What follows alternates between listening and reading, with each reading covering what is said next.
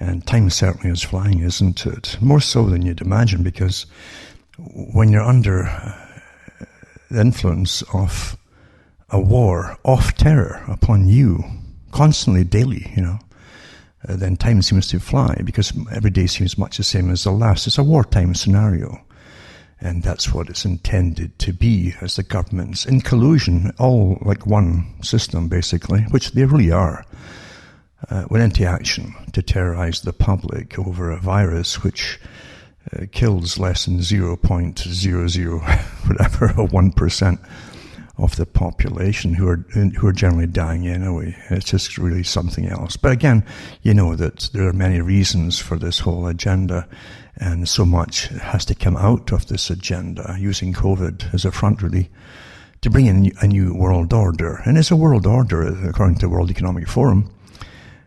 The biggest corporate CEOs on the planet all attend it every year. And it isn't just an annual meeting. They have a massive bureaucracy. They pick future world leaders in every country in all different areas of social management, basically. They pick them young and train them. And that's your so-called democracy. It's all trained by a super world state, you might say, a privatized group who run or own the economy, as far as, or at least they front for the economy, put it that way too. Top bankers belong to the WEF, and it's as free and independent, really, as the IMF is, and the World Bank, and all the rest of these organizations that were set up long ago by the private organization that ruled the British Empire at the time, the Milner Group, Lord Alfred Milner. And they set up all these front organizations to bring in world governance based on a form of British enterprise system, which really is a private enterprise system based in London, with a front parliamentary organization, which they all have to adopt in all the countries that belong to the Commonwealth. But in reality, the run, as Disraeli said long before that, Benjamin Disraeli, that you would never believe the real people who run the world behind the scenes. And that's so true, isn't it? And yet the same thing happening, and coming out of the mouth, I should say, from Bernays, Edward Bernays, when he talks about the hidden influencers and the real power control, where it lay and so on, and who ran it. They're generally unknown to the general population. They move in circles that you'll never get into, in fact. And they almost move in separate traveling circles as well, with private jets and lots of other more advanced techniques perhaps too. But you're living in a reality that was designed for you to believe in, obviously. The first thing you must do to control population, just even one population, is to make sure that you give them the culture and the belief systems and everything else that goes along with it. And you must manage them very carefully. So it's worthwhile, as they know, to use the tax money from the public that they fleece to pay for it all. And with that kind of cash, of course, you can employ lots and lots of think tanks specialized in all areas of culture and management, behavior management, and so on. And that's how we ended up as we are today. Pretty dumb, pretty stupid, really. Most folk are stupid. We are, you know. You're trained to be stupid. You're trained to believe that whatever comes out of the media, the mainstream newspapers or television now, of course, and their websites, must be the truth, because they're authorized to give you the truth, you see. Now, that statement itself would cause laughter 40, 50 years ago, because the people knew what mainstream media was, and they knew the moguls that owned and controlled them and the clubs they belonged to. People were pretty savvy back then. But no time at all, they've lost it all again, and right back to believing in it as though because it's there, you see. It's like Wag the Dog, the movie. If it's on TV, it must be true. Very simple techniques, but they work very effectively. And so you're raised to be awfully naive, incredibly naive. Because only by being naive and having really limited, I don't care how many years of education you get, really limited education, real facts and reality, and you're definitely starved of them, and you're given nonsense for reality and even for the past. The past is always getting remade by new history books all the time. And Orwell touched on that too in 1984, as you all know. So yeah, you're in a real war, a war of terror upon you, and this is the new year. Eh? We'll just come into the real meaning of Silent Night, the movie. Not the movie. You might call it the movie, really is, but from the Christmas Carol and the hymn Silent Night, because you had a lockdown over Christmas, pretty well all over the planet. Not all of the planet, but in some of the countries anyway. And not always still, eh? Wasn't everything still, because nothing could move, or you get arrested. Eh? If Mary and Joseph were looking for a place to live, they'd have been arrested for breaking a curfew and been on the streets after a particular time at night. The wise men would never have got there, eh? So this is the new normal here, and you're just accepting it as though it's all quite natural, because you're afraid. No wonder you're afraid. I over the Christmas period, I just watched some clips that someone had put up from mainstream, from the television, from newsreels, and I was sent some little clips. And if I stay up in the middle of the night, sometimes I can actually watch them, because my internet provider and of course the military with the psyops and so on, and the cyber warfare guys that were in the paper recently, when they were actually allowed and given the orders to start attacking people like me and slowing down my speed, which is incredible what they're doing. But by using my tax money to attack me and using the provider too that's in on it, obviously, they have to agree to attack certain people and allow you to be slowed right down until it takes 10 minutes to get up a newspaper page, just written page during the day. How's that, folks, eh? How's that? That's your freedom. You're in an amazing tyranny. We all are. But as I say, if I watched it, over the Christmas period, in the middle of the night, I get a little bit of clip here. I couldn't believe the hyped terror and the voices that are really hyped and accelerated, exaggerated terror from the newscasters, and these little clips they show you to terrify the public, right out of the SAGE organization in Britain too. And of course the same in the US and Canada, where they actually gave out to the media the premises of how to really create more anxiety and to hype it all up for the public, to make us comply. Now that's that's beyond sadism, folks. That's torture, eh? That's deliberate torturing of the public to get a preordained event through, which is your compliance and obedience to something that perhaps you shouldn't be so compliant about, as Aldous Huxley would have said. So we're living through an amazing time. Yeah, silent night indeed. And again, Canada too, and other countries as well. Churches, Christian churches are the main attacks of all this. Other faiths, they don't dare go near some of them because they've been elevated up into special status. But just basic Christianity are the easy and the cops are quite happy to go and arrest them, etc. Isn't that disgusting? Yeah. I hope people are taking names of these cops and all the rest of them, because you should blacklist them in your communities, in your areas, and so on. You really should. They're supposed to be there to serve the people, not persecute them.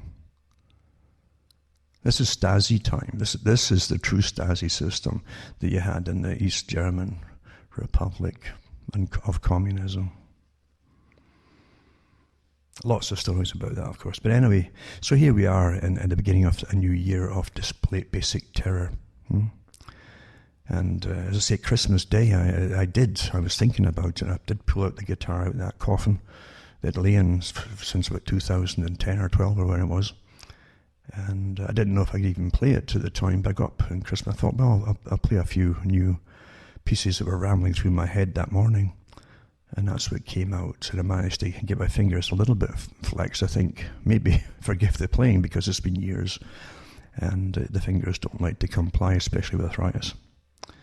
So I did my best, because that's all you can do right now, isn't it? Is try to do your best and get through this, because you're in a war, and the war is upon you.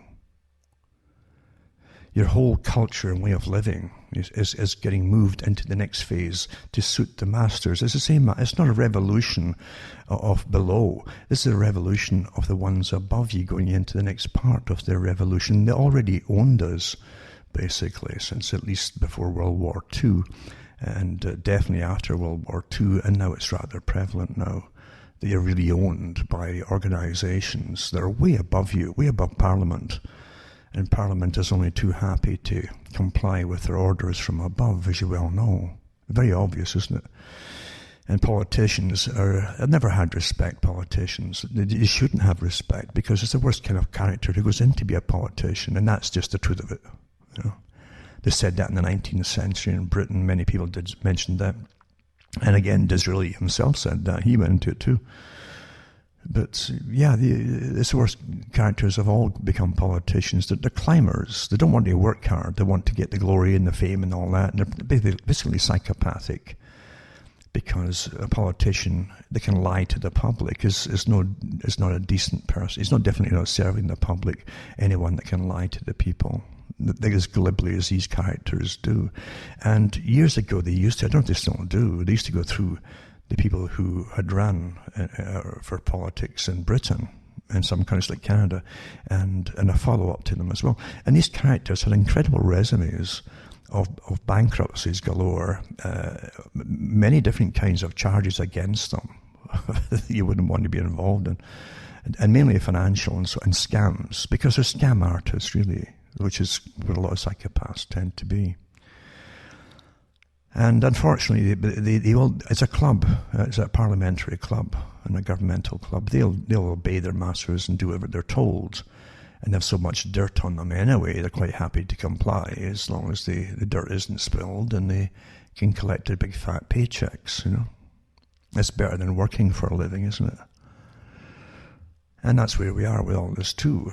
People are talking about saving this and saving democracy. We never had democracy. And don't kid yourself from the left wing either, that you've got Antifa and Black Lives Matter, again funded by the same sources, and with supposed communists at the top of them.